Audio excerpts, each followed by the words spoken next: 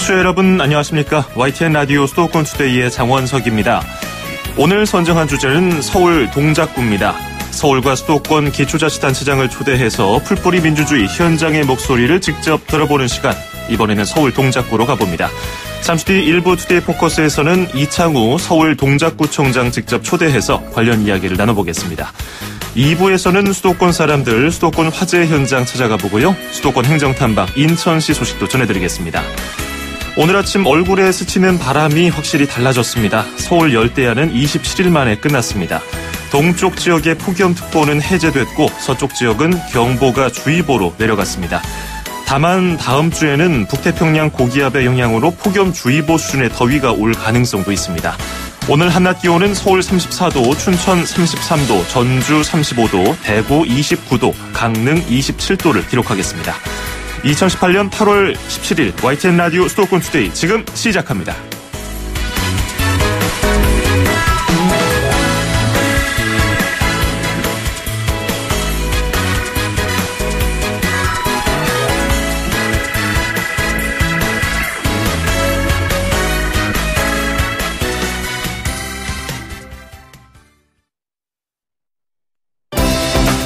수도권과 관련된 소식은 모두 여기 YTN 라디오 수도권 투데이.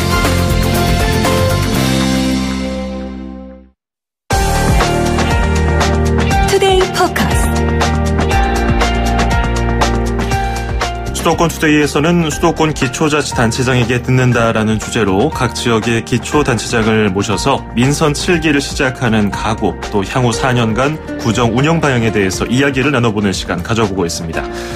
자, 오늘은 서울의 중심부로서 교통이 편리하고 살기 쾌적한 도시로 평가받고 있는 동작구로 가보겠습니다. 이창우 서울시 동작구청장 초대했습니다. 구청장님 어서 오십시오. 네, 안녕하세요. 네, 반갑습니다. 재선 구청장이세요. 그래서 선거운동 하면서 주민분들은 아무래도 구청장 얼굴이 눈에 익어서 좀 반가워하시는 분들도 계실 것이고 여러 가지 의견 많이 주셨을 것 같은데 선거운동 쭉 돌아보시면 네. 좀 기억에 남는 국민들의 메시지 있었습니까?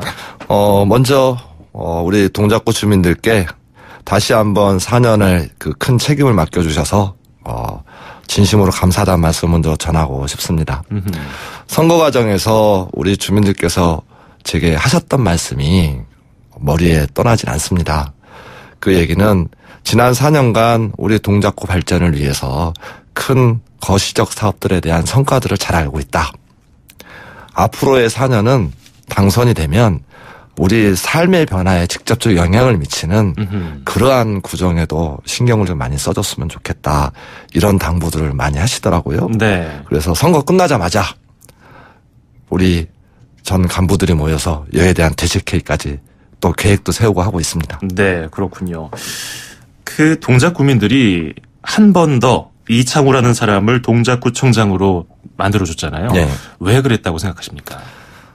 네, 지방자치가 시작한 지 이제 20년이 훌쩍 넘었는데, 여전히 우리 동작구 주민들께서는 20년이 넘는 지방자치를 맞이해서 변화에 대한 체감을 좀 못하고 계신 것 같습니다. 네. 그리고 나서 민선 6기 지난 4년을 이렇게 쭉 준비하고 열심히 일하다 보니까 주민들께서 4년을 좀 더 해서 4년으로는 부족했을 것 같으니 4년을 더 해서 8년 동안에 우리 동작구의 발전을 위한 첫 번째 매듭을 좀 한번 맺어봐라. 그러한 책임을 제게 주신 것 아닌가 이렇게 생각합니다. 그렇군요.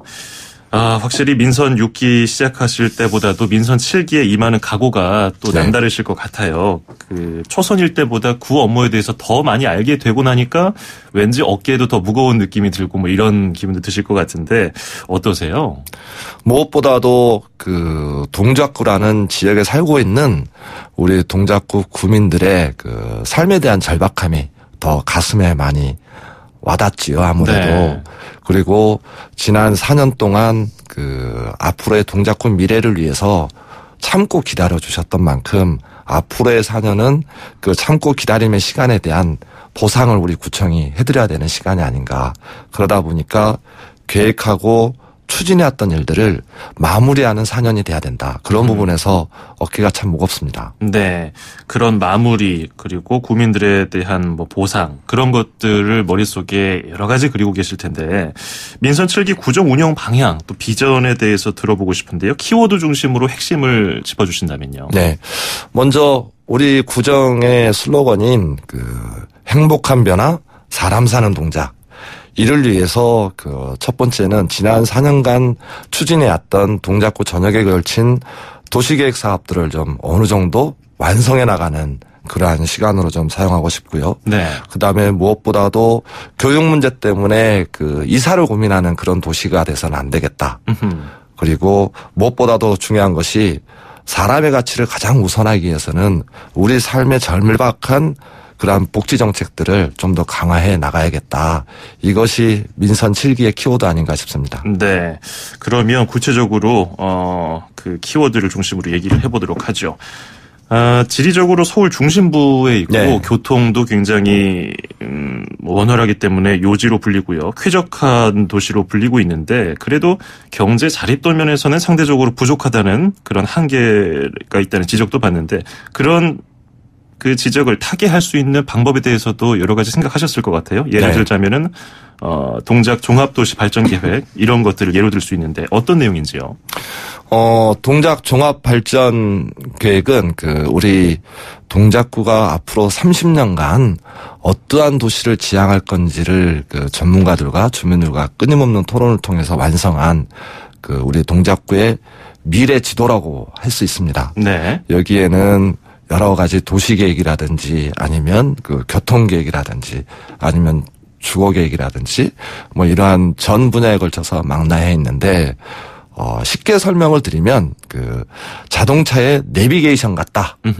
누가 구청장이 되더라도 이 내비게이션의 안내에 따라서 가되 다른 생각이 있으면 언제든지 유연하게 계획을 좀 수정할 수 있도록 큰 골격을 다졌다라는 것이 이제 종합 발전 계획이라고 할 수 있겠고요. 네. 다음에 우리 동작구에 아까 사회자님께서 지적하신 것처럼 우리 동작구는 주거 중심 도시이다 보니까 자체적으로 먹거리를 생산할 수 있는 경제적 구조가 좀 어렵다. 네. 이 부분을 좀 바꿔보자라는 게 또 저희 구정의 핵심이라고 할 수 있습니다. 저희 동작구는 동작구 전역이 역세권이라고 불릴 만큼 이 촘촘하게 그물망처럼 역세권이 형성이 돼 있는데 역세권 중심으로 상업 기능을 하는 공간이 매우 적습니다. 서울시에서 최하위라고 해도 부정할 수 없을 만큼 그렇게 상업 공간이 부족한데 이런 부분을 좀 바꿔보자. 그래서 동작구 전역에 대한 큰 밑그림을 좀 그렸습니다. 예. 노량진에는 경제 중심의 도시로 좀 성장할 수 있게 또 장순백이는 다양한 행정기관들이 모여서 행정 중심 도시로서의 기능을 할 수 있게 그리고 또 사당권에는 또 상대적으로 이웃 서초구에 대한 상대적 상실감을 가지고 우리 주민들이 계신데 이 부분에 대한 것들도 좀 바꿔낼 수 있도록 남성역 중심으로 상업지를 좀 키워보자. 이것이 이제 우리 동작구의 미래 먹거리를 위한 도시 구조를 바꾸는 사업이다. 이렇게 말씀드릴 수 있을 것 같습니다. 그렇군요. 보통 지자체장이 임기 내에 무언가 성과를 내기 위해서 단기적인 목표 세우고 그리고 그 목표를 향해서 달려가는 경우가 많은데 지금 말씀하신 것들은 사실 단기적이라고 보기는 어렵고 굉장히 긴 계획들을 세우셨네요. 꼭 그런 부분은 아닙니다. 네. 예를 들어서 노량진에 있는 동작구청사와 동작 경찰서를 장승백으로 이전하는 사업들을 저희가 추진하고 있는데 종합행정타운 말씀하시는 거군요. 네, 그렇습니다. 예, 네, 예. 그리고 서방서의 일부도 장승백으로 이전을 준비하고 있는데 저희 동작구청사는 2022년에 완공을 해서 입주할 계획으로 이렇게 추진하고 있는데 계획들이 잘 준비되고 있습니다. 경찰서 이전 문제는 아무래도 중앙부처 사업이다 보니까 경찰청과 예산당국인 기재부와 이렇게 다양한 기관들과 협의하고 있고요. 또 소방서의 이전 문제도 소방당국과 잘 논의되고 있어서 이 부분은 2022년, 2023년이면 이 행정타운 조성 사업이 완성이 될 것으로 판단하고 있습니다. 재미있는 것은 우리 동작구청을 이전하고 나면 네. 그 잉여 재원이 한 400억 원 정도가 발생합니다. 그 400억 원은 상대적으로 그 도시의 균형 부분에서 좀 처진다고 생각되어지는 사당권역에 집중 투자해서 동작구 전역의 균형 발전을 모색하는 그러한 미래 사업이라고 할 수 있겠습니다. 그러니까 장승배기 종합행정타운을 완공하면서 그 자치구의 균형 발전까지 네. 염두에 둔 그런 사업이라고 할 수 있겠는데, 근데 사실 그 청사 이전 같은 것 어느 구청장 그 동작구 내에서 하지 못했던 것을 이번 임기 내 굉장히 빠르게 진행하고 있다는 평가를 받았잖아요. 네네. 그래서 그 재선의 원동력이 됐다는 평가도 있는데, 그 지난 5월에 국제 설계 공모 마치고서 조감도도 완성이 돼서 네. 명확하게 그 완공 시점까지도 아까 2022년인가요? 그렇게 지정을 해주셨는데, 그 처음에는 2014년도에 주민들이 좀 시큰둥했다고 들었어요. 그래서 박원순 서울시장에게도 어떤 메시지를 구청장께서 직접 전달하고 막 이랬다고 하는데 어떤 사연이 있었습니까? 원래 이제 그 우리 구에서는 그 청사 이전을 위해서 그 2004년부터 청사 이전 기금을 모으기 시작했습니다. 네. 그 이유는 그 현재도 청사가 너무 노후되고 좁아서 7개 부서가 그 임차 빌딩에서 근무를 하고 있습니다. 이렇게 이제 청사 이전이 절실한 상황이었는데, 그동안 많은 정치인들이 그 청사 이전을 선거 공약으로 내세우고 주민들께 그 신임을 얻었습니다만 한 번도 성공한 사례가 없었습니다. 예산 낭비라고 비판도 많이 받았고요. 저희 구에서는 그 부분은 좀 아닌 것 같습니다. 거기서는 아니었군요. 예, 네. 워낙 절실한 문제였기 때문에 네. 그렇지만 이 전임 청장님들이 이 부분에 대한 성과가 이루어지지 않아서 2014년에 제가 선거운동 하는데 어떤 주민들께서는 저한테 아니 나이 드신 분이 선거에 이용하기 위해서 이 공약을 하는 건 이해를 하겠는데 젊은 사람조차 어떻게 그럴 수 있느냐. 아하. 그래서 아닙니다. 제가 반드시 한번 해보겠습니다. 예. 그렇게 약속드리고 이제 지난 4년 전에 임기를 출발했지요. 근데 막상 박원순 시장님 뵈니까 시장님의 그 결심이 좀 필요한데 시장님께 부탁을 드렸더니 처음에는 왜 신청사가 필요하지요? 이렇게 반응을 하시더라고요. 네. 그래서 이렇게 해서는 시장님을 설득할 수 없겠다 싶어서 A4 용지 5장 분량의 장문의 이메일을 시장님께 보냈습니다. 네네. 그랬더니 한 3일 뒤에 단문의 이메일 답장이 오더라고요. 5줄로. 검토해서 얘기해 주시겠다. 그러더니 시장님께서 이 부분이 단순한 동작구는 단순한 신청사 사업이고 또 예산 낭비 사업이고 이런 것이 아니라 이 동작구는 청사 이전을 통해서 도시계획을 좀 도시구조를 바꾼 도시계획 사업이고 또 청사를 이전하면 다른 데서는 세금 낭비라는 그런 지적이 있지만 그런 선입견이 많죠. 근데 저희 구는 청사를 이전하면 오히려 현금이 한 400억 정도의 잉여 재원이 발생하기 때문에 동작구는 해야 된다. 그렇게 좀 많이 도와주셨어요. 그리고 이제 청사 예정 부지에 시장님이 오셔서는 오히려 저한테 큰 소리를 치시는 거죠. 네. 아니 이 좋은 사업을 왜 지금까지 이렇게 빨리 추진 안 하고 이렇게 늦고 있냐. 빨리 좀 하자. 그래서 그 이웃 주민들에게 시장님이 박수도 받은 적도 있습니다. 네. 그만큼 기대가 큰 사업입니다. 그런 사연을 담고 있는 장승배기 종합행정타운. 단순히 청사만 달랑 옮긴다고 했으면은 많은 분들이 뭐 좀 공감을 못했을 수도 있는데 이렇게 소방서, 경찰서, 교육청 등 한 번에 모으고 또 지역 균형 발전을 위한 그런 목적이 있다고 하니까 많은 분들의 공감을 얻은 것 같아요. 자, 그리고 또 다른 얘기도 해보죠.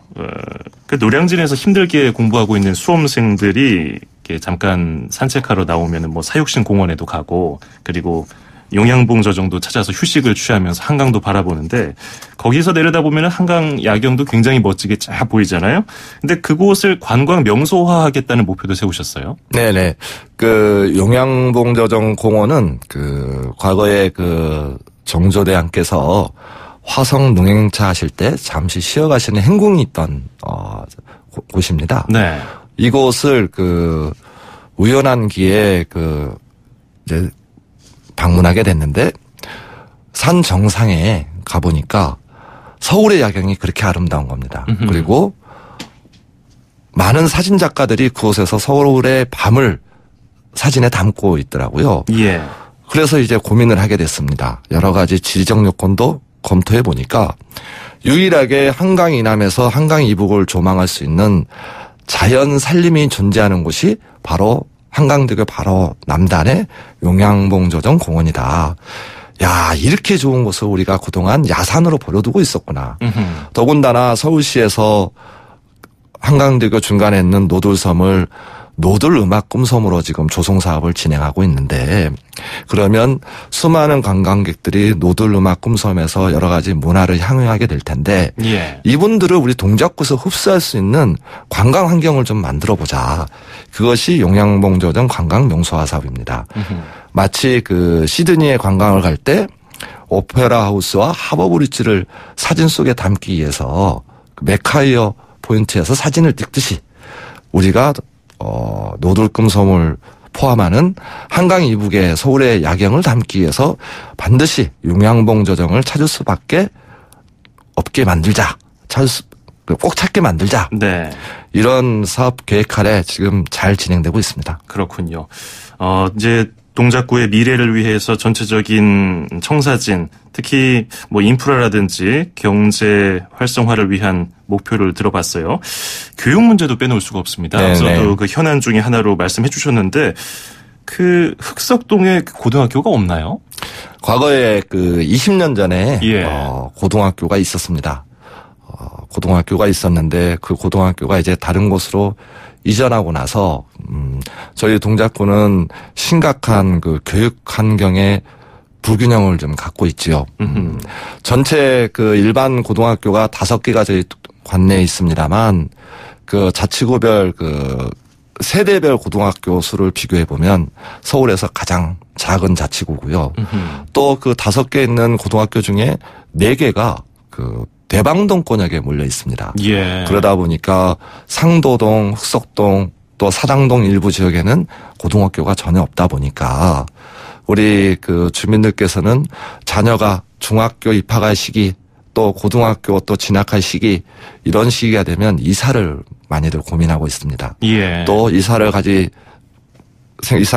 의향이 없으신 분들은 자녀를 또 원거리로 또 통학을 시켜야 되는. 그래야겠네요. 예, 그래서 그 학습의 환경까지 침해하는 이러한 불균형이 있어서 교육청과 교육감님과 이렇게 지난 몇 년간 의논을 해서 준비를 하고 있습니다만 아직 그 이전할 고등학교를 특정하지 못해서 교육청도 흑석동에 고등학교가 필요하다 이렇게 인식은 같이 하고 있습니다만 어떤 학교를 이전할 것이냐에 대한 부분에서는 저희 구청과 교육청의 입장이 좀 달라서 좀 고민 중에 있습니다. 예.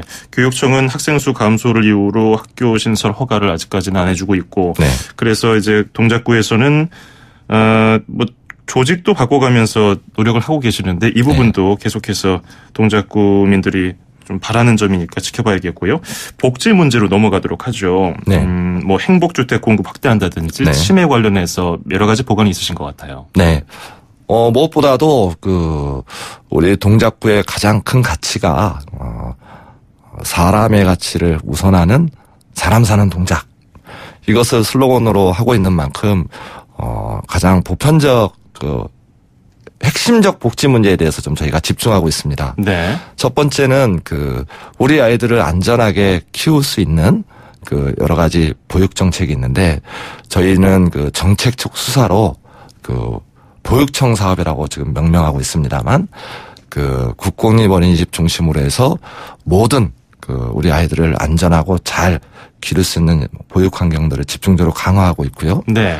또 두 번째는 아침에 눈을 떠도 할 일이 없어서 삶에 목표가 없다라고 말씀하시는 어르신들을 위해서 어르신들만 고용하는 어르신 행복 주식회사를 저희 구에서 자체적으로 설립을 했습니다. 지금 현재 97분께서 73세까지 정년을 보장받으면서 아주 행복하게 일을 하고 계시고요. 네. 또 사람으로서 누려야 될 가장 최고의 복지 중에 하나가 주거 문제입니다. 주거가 불안하면 모든 일상이 행복해질 수가 없지요. 그래서 우리 동작구 주민들 중에 좀 취약계층을 중심으로 하는 분들을 위한 임대주택 사업을 전방위적으로 펼쳐내고 있습니다. 네.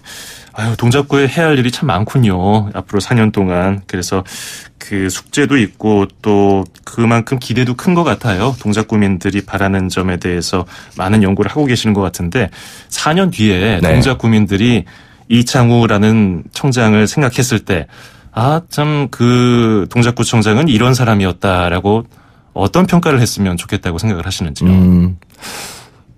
선거 과정에 어떤 주민께서 똑같은 우리 진행자님과 똑같은 질문을 하셔서 아, 그래요? 예. 그래서 그때 잠깐 고민이 됐었는데 그때 그 주민께서 저에게 하신 말씀이 우리 구청장님은 임기가 끝나면 어떤 구청장님이 되고 싶으세요라고 그렇게 물어보시길래 제가 잠깐 고민을 하다가 네. 우리 구청장 되고 싶습니다. 우리 구청장? 네, 네. 우리 구청장 애정이 듬뿍 담긴 우리 구청장. 왜 그런 말씀을 드렸냐면 사실 앞에 있을 때는 우리 구청장 하시지만 뒤에 가면 이창우 개, 그놈, 예. 이렇게 표현하실 수도 있는데, 제가 자리를 비운 이후에 우리 구청장이라고 표현해 주신다면 그만큼 사랑받은 구청장이었지 않을까 하는 마음에서 그 말씀을 드렸습니다. 그렇군요. 우리라는 말이 주는 그 의미가 네, 굉장히 좋은 것 같아요. 자, 이제 인터뷰를 마무리하면서 저희가 미리 준비를 드린 질문이 있어요. 동작 구민들 그리고 청취자분들께 들려주고 싶은 노래 하나 골라달라고 하셨더니 보니엠의 써니를 골라오셨는데 왜 골라오셨습니까? 네, 2012년도 총선에 지금 문재인 대통령께서 이제 사상구 국회의원으로 출마하셨는데 그때 이제 이 써니라는 노래를 가지고 당시 총선 문재인 후보께서 플래시몹을 전개를 하셨는데 주민들께서 너무 즐거워하시더라고요. 함께 해주시면서. 그래서 저도 2014년에 이렇게 하고 싶었습니다만 그때는 차마 용기가 안 나고. 네. 그래서 이번 선거 때 문재인 대통령께서 하셨던 선거 캠페인을 한번 흉내를 내봤습니다. 네. 주민들께서 너무 흥겨워하시더라고요. 그래서 그 흥겨움을 아침에 함께 공유하고 싶어서 신청했습니다. 네, 알겠습니다. 꼭 우리 구청장이 되시길 바라겠습니다. 네. 오늘 인터뷰 해주셔서 고맙습니다. 네, 감사합니다. 네, 지금까지 이창우 서울시 동작구청장이었습니다.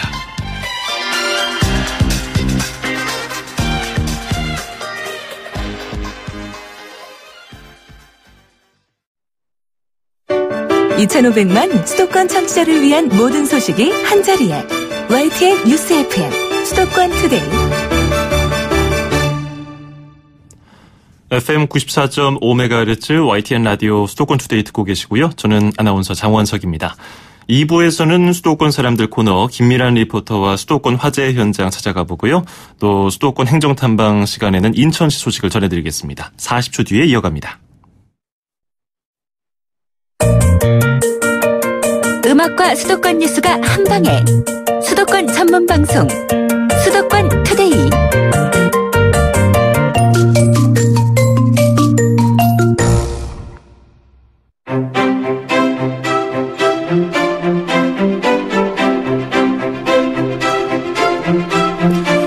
금요일마다 만나보는 코너 수도권 사람들 시간입니다. 오늘은 어디로 가볼까요? 김미란 리포터와 함께하겠습니다. 어서 오세요. 네, 안녕하세요.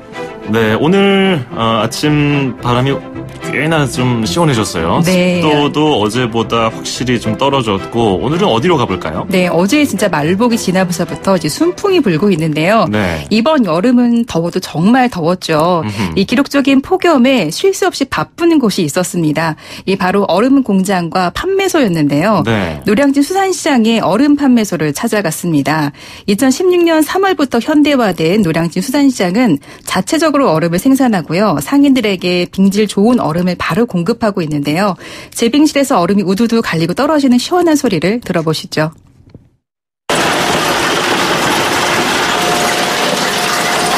얼음요, 얼음. 얼음 판매합니다. 얼음 사세요. 얼음 한 포죠. 얼음 한 포죠. 뭐 소리만 들어도 으스스한 기분이 네. 드는데, 자, 오늘은 또 노량진으로 가는군요. 아까 그 동작구청장도 다녀가셨는데. 네, 그렇죠. 그 노량진 수산시장의 얼음 공장, 실제로 재빙실 안에 들어가 보면 어떤가요? 저는 한 번도 안 가봐서 굉장히 저도 궁금하더라고요. 이번에 처음 가봤는데요. 네. 우선 얼음 생산이 지하 1층 재빙실에 위치하고 있는데요. 재빙실 문을 열고 들어가 보니까 정말 이 얼음에 차가운 공기가 확 들어왔는데요. 네. 내부 온도가 한 10도에서 15도 정도 되고요. 얼음 저장소는 영하 5도를 유지하고 있는데 이 들어가면 춥고 밖으로 나오면 급격한 온도 차에 2배로 덥더라고요. 그러니까 실제로 얼음 이 재빙실 같은 곳에서 일하시는 분들 보면은 저렇게 시원하고 추운 곳에서 일하시는데 땀을 흘리면서 뛰어다니시더라고요. 그래서 얼마나 양이 많길래 그런가 좀 궁금했었는데 네. 어느 정도로 얼음이 지고 있었습니까? 얼음 판매소는 이 개소날부터 생산을 판매까지 이루어지고 있고요. 네. 예전 구시장에서는 한 얼음 생산이 총 50톤 정도였는데요. 하루에? 네. 아하. 하루에 현대화된 이곳에서는 일일 생산량이 이 성수기 때는 250톤까지 생산이 되고 있고요. 와. 올 여름은 하루 평균 한 75에서 80톤까지 생산 중이라고 합니다. 예, 단순히 계산을 해보면은 1톤 트럭 250대 분량을 만들어낸다는 거잖아요, 하루에. 그렇죠. 와, 엄청난 양이네요. 그러면 이 재빙실에서 만들어진 얼음을 양도 대단한데요. 네. 어떻게 보관하고 또 상인들에게 어떻게 배달되는지도 궁금해요. 네, 우선 얼음을 포대에 한 25kg을 담으면 1층 한 110평 되는 얼음 저장소로 이게 옮겨집니다. 네. 약 7,000포에서 10,000포까지 보관이 하는데요. 이 저장소에 얼음 포대가 정말 한가득 정말 끝없이 가득 쌓여 있더라고요. 여름철에는 뭐 2배 이상이 팔리기 때문에 상인들에게 좀 얼음을 원활하게 공급하기 위해서 넉넉하게 보관하고 있고요. 얼음 생산 시간은 밤 12시부터 이 새벽 6시까지입니다. 그쵸. 수산시장은 얼음이 생명이니까요. 특히나 네. 여름 같은 경우에는 얼음 없으면 큰일 나겠어요. 밤부터 새벽까지 얼음을 계속해서 만들어낸다고 하는데 그 양 때문만은 아닌 것 같고요. 네, 이곳이 이제 도매 시장이고 이 보통 경매가 새벽에 열리거든요. 네. 이 막 생산된 최상의 좋은 얼음을 공급하기 위해서 이 경매 시간에 맞춰서 진행을 하고 있고요. 아하. 이 보통 판매가 새벽 2시부터 오전 8시까지인데요. 이 시간대 경매와 중도매인들이 납품 준비를 하고 있는데 이 소매 점포들도 오픈 시간에 맞춰서 얼음을 구입하고 있습니다. 유통 과정을 좀 냉동사업부 이현창 씨에게 자세히 들어보시죠. 예전엔 저희가 구시장 있을 때 각얼음 일자로 그냥 쭉 길게 생산을 했었어요. 그 한 각에 135kg짜리로 생산을 했었는데 그게 생산을 하면은 또 거기서 자르고 그렇게 해서 판매를 했었는데 현대화 시장으로 넘어오면서 재빙도 현대화가 되다 보니까 기본적으로 그냥 생산 자체가 다 썰려서 나오는 그런 자동 빈형식이면 수산물 보관용이라고 해서 허가도 그렇게 다 받아놓은 상태고 일단 수산물의 원활한 공급을 위해서 그 안에서 신선도 유지용으로 그렇게 목적을 띠고 있습니다. 또 일손이 많이 바쁠 수밖에 없었고 보통 온도가 1도 정도 오르면은 얼음 판매량이 한 1에서 2% 정도 올라요. 그러다 보니까 갑작스럽게 온도가 오르다 보니까 항상 7,000포에서 10,000포를 대비해 놓고 그리고 판매량도 지금 3,000포에서 3,500포 왔다 갔다 하다 보니까 그 부분을 맞추기 위해서 생산을 그렇게 진행을 했고요. 얼음을 공급을 해드리면은 분들이 얼음을 깔고 외부로 공급하는 경우도 있고요. 그런 식으로 해서 수산물 공급을 진행을 하고 있습니다.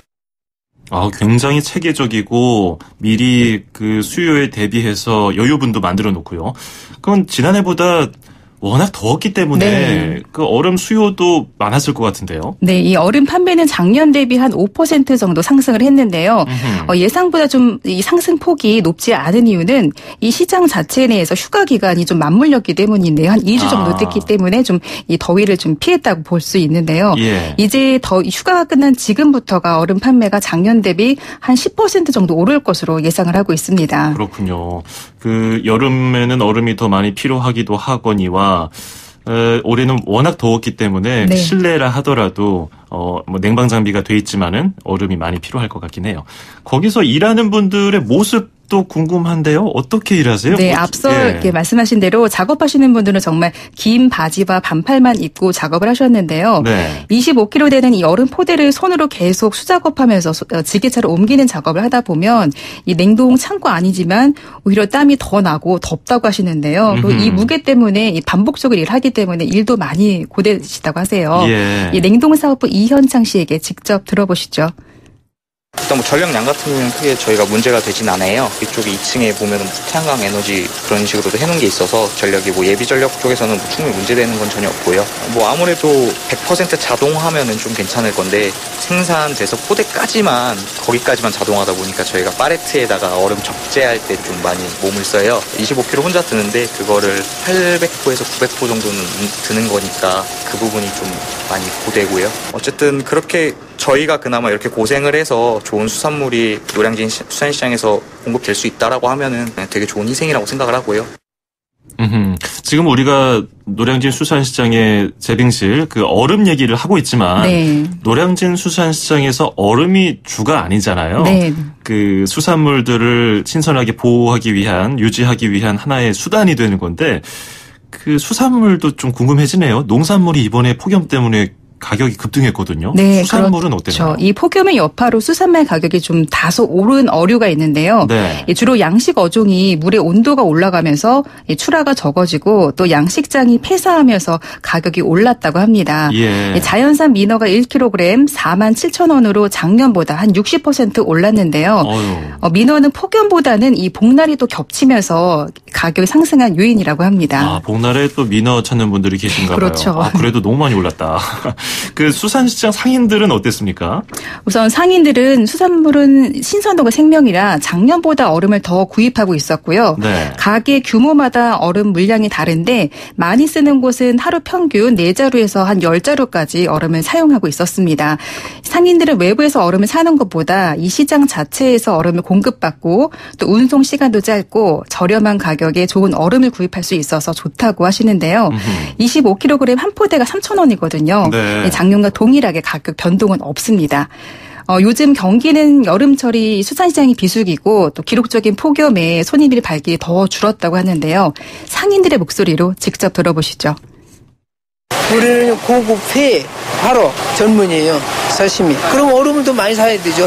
더우니까. 아마 작년에 비해서 2배는 쓴다고 봐요, 얼음을. 신선도는 이 고기 수족관에 물 그 온도에 맞게끔 잘 조정을 해서 하는 게 제일 첫째 조건이고, 그 다음에 고기, 싱싱한 거. 날이 안 좋으니까, 누덥고 그러니까는 고기 더 싱싱한 거를 잘 사야 돼요. 그렇게 하는 게 그 신선도 유지하는 방법이에요. 얼음을 깔고 그 위에 생선을 놓고 그 위에 얼음을 살짝 덮어주고 이 얼음을 많이 채워놔야지 선도가 며칠이고 유지가 되거든. 그러니까 이불 역할을 하는 거예요, 얼음이. 이런 식으로 해갖고 녹지 않게. 죽은 생선에 대해서 그렇게 철저히 관리를 하는 거예요, 우리가. 이렇게 얼음을 딱 채워서 소비자들한테 팔 때까지 선도를 유지해야지. 이제 우리는 피부로 느끼는 게 장사가 안 된 걸 확실히 많이 느껴요.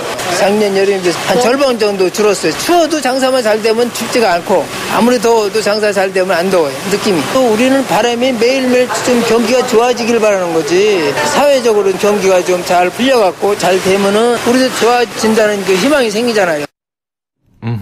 지금 노량진 수산시장에서 일하는 상인분의 목소리를 들어봤는데 많은 이야기를 담고 있어요. 그 중에서도 그 여름철이 좀 비수기라고 하신 것이 여름에 사실 회도 좀 덜 먹고 아무래도 날씨 영향 때문에 그런 것도 있는 것 같은데 고민이 많으신 것 같습니다. 수산시장 안은 어땠나요? 좀 더웠나요? 시원했나요? 네, 이곳 노량진 수산시장 건물 자체가 좀 전반적으로 시원합니다. 네. 좀 소비자에게 신선한 생선을 공급하기 위해서 실내 에어컨을 가동해서요 쾌적하게 유지하고 있는데요.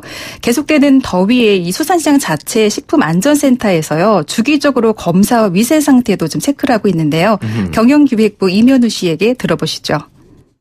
특히 또 이제 여름철이다 보니까 식품 위생에 대한 안전 경각성이 높아지다 보니까 그거를 이제 그 주기를 좀 더 짧게 해서 더 많은 샘플링을 실시하고 있고요. 그래서 그걸 통해서 저희가 지금 보다 안전한 수산물들이 공급될 수 있도록 지금 노력하고 있습니다. 경매에서 통과된 것들은 이제 수산물 안전성이 보장이 된 거고요. 그 다음에 그냥 보관하는 게 중요해요. 2010년도부터 현대화 시장에 들어왔는데 현대화 시장 같은 경우는 실내에 와 있다 보니까 냉난방을 이제 완벽하게 하고 있어요. 그래서 지금도 판매장 온도 같은 23도로 맞춰놓고서 냉방을 돌리기 때문에 아무래도 이제 노지에서 파는 그런 수산물들보다는 당연히 이 실내에 들어와서 파는 수산물인 만큼 그런 부패 위험성이나 외부 대기에 노출되지 않는 환경을 만들어서 보다 완벽하게 안전한 수산물들을 공급하고 있습니다. 그렇죠. 그 수산물의 경우는 신선함이 생명이고 특히 여름에는 오염되고 부패하기 쉬우니까 관리를 잘 해줘야겠습니다. 노량진 수산시장에서 자체적으로 얼음도 생산하고 또 상인들이 어떤 모습으로 여름을 보내는지도 들어봤고요. 위생 관리는 어떻게 하는지도 궁금했었는데 오늘 노량진 수산시장 이야기 잘 들어봤습니다. 고맙습니다. 네, 감사합니다. 네, 지금까지 김미란 리포터였습니다. 서울, 경기, 인천, 짚고! 수도권 정부의 핵심이 바로 여기에 수도권 행정탐방. 수도권 행정탐방 금요일 순서입니다. 인천광역시로 떠나보죠. 김항배 인천시 방송보도팀 주무관 연결하겠습니다. 김 주무관님 안녕하세요. 예, 안녕하십니까. 네, 아시안게임 일부 종목은 이미 예선전 시작했고요. 내일 본격적으로 제18회 자카르타 팔렘방 아시안게임이 열리는데 이번 아시안게임에서 여러 가지 전통적인 종목들 당연히 열리는데 눈에 띄는 게 하나 있습니다. 네. e스포츠가 이번에 시범 종목으로 선정이 돼서 우리나라에서 내로라 하는 게이머들이 그쪽에 국가대표로 가 있는데 네네. e스포츠계의 전국체전이라고 불리는 대통령배 e스포츠 대회가 인천에서 또 열린다고 하네요. 네네. 네, 문화체육관광부가 주최하는 대통령배 e스포츠 전국대회 결선대회가 전국 16개 지자체에서 뽑힌 대표 선수들이 지역의 명예를 걸고 승부를 펼치는 국내 최대 규모의 아마추어 e스포츠 대회입니다. 프로게이머로 가는 등용문이기도 한데요. 인천시에서는 올해 처음으로 8월 18일과 19일 양일간 송도 컨벤시아에서 개최하는데요. 먼저 종목을 살펴보면 게임을 좋아하시는 분들이라면 익히 잘 아시는 리그 오브 레전드, 던전 앤 파이터, 클래시 로얄과 같은 세 개의 정식 종목과 함께 최근 가장 인기를 끌고 있는 배틀그라운드 등 총 4개의 시범 종목에서 최강 지역과 선수를 가리게 됩니다. 네. 지역별로 리그 오브 레전드 1개 팀과 던전 앤 파이터와 클래시 로얄은 각각 2명씩 지역 대표로 출전하게 되는데요. 인천시에서도 지난 5월부터 지역 예선과 본선을 거쳐 총 9명의 대표 선수를 선발했고요. 14일 출정식을 마치고 우승을 목표로 맹연습 중입니다. 이야, 진짜 격세지감입니다. 예전에 네. 1990년대 후반에 PC가 가정에 보급될 때 게이머들이 굉장히 많아졌잖아요. 당시에 특정 게임 때문에. 네네. 근데 그때는 인식이 좀 지금과 같지 않았고 게임 산업도 크지 않았었는데 이렇게 정부하고 지자체에서 아마추어들을 위한 e스포츠 대회를 열어주니까 많은 분들이 반가워할 것 같아요. 네네. 그런데 한때 승부조작 같은 그런 어두운 과거 때문에 쇠퇴기를 겪기도 했다가 요즘에 제2전성기를 맞고 있다고 하잖아요. 네. 대회 개최도 잘 됐으면 좋겠고 또 아시안게임 금메달 소식도 기대를 하겠습니다. 그리고 e스포츠 대회와 함께 또 누구나 즐길 수 있는 보드게임 축제도 열린다고 하는데 이것도 소식 전해주십시오. 네, 그렇습니다. 제1회 인천 보드게임 페스티벌인데요. 관람할 수 있는 e스포츠 대회와는 더불어서 같이 체험하며 즐길 수 있는 보드게임 페스티벌도 동시에 개최됩니다. 보드게임은 교육적 효과와 더불어서 가족 간 소통할 수 있는 놀이문화로 최근 폭발적인 인기를 얻고 있는데요. 네. 이번 행사에서는 국내 유명 보드게임 업체 10개사가 참여해서 총 300여 종의 보드게임을 선보일 예정입니다.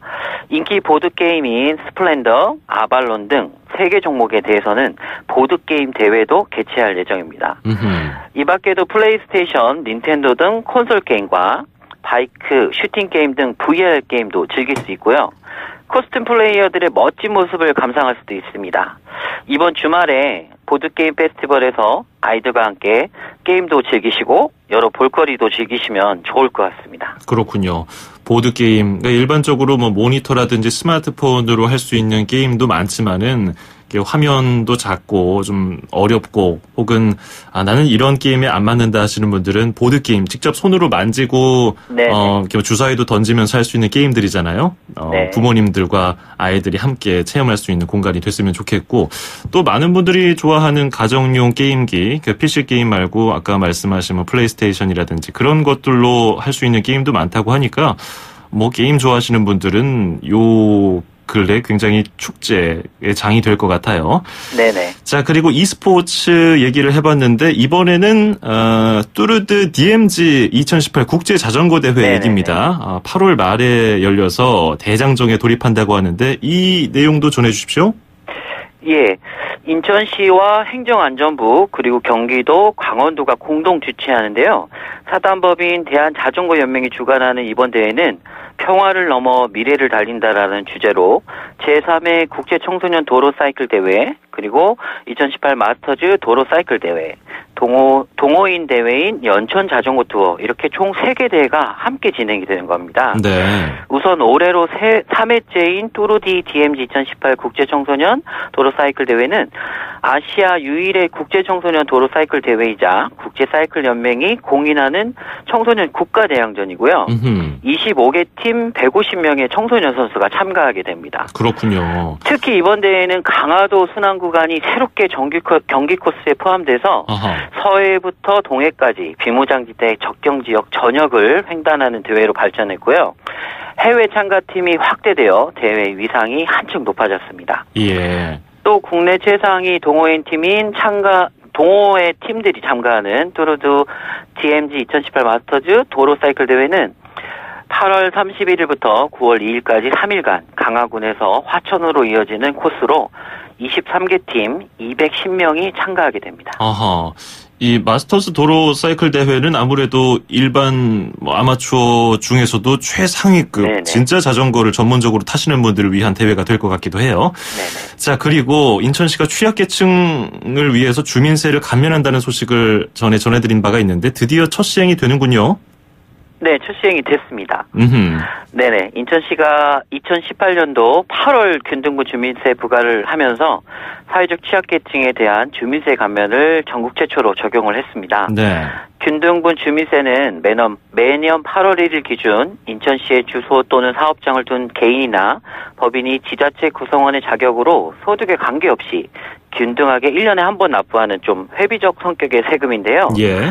올해 상반기 취약계층 감면 내용을 포함한 조례 개정을 통해서 경제적으로 납부 능력이 좀 부족한 차상위 계층, 국가보훈 대상자, 만 80세 이상 어르신, 그리고 만 19세 미만 미성년자, 의사상자 등 6만 2천 명을 대상으로 6억 2천만 원의 주민세 감면 혜택을 부여했습니다. 네.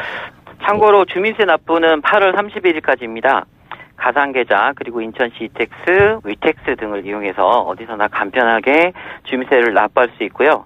마감일인 31일에는 납부 시스템 접속 폭주 등으로 납부가 어려울 수 있으니 네. 미리 납부하셔서 가산금 등이 발생하지 않도록 유의해 주셨으면 좋겠습니다. 네, 알겠습니다. 잘 들었습니다. 네, 감사합니다. 네, 김항배 인천시 주무관이었습니다. 네, 오늘 수서 여기까지고요. 저는 월요일에 뵙겠습니다. 장원석이었습니다. 고맙습니다.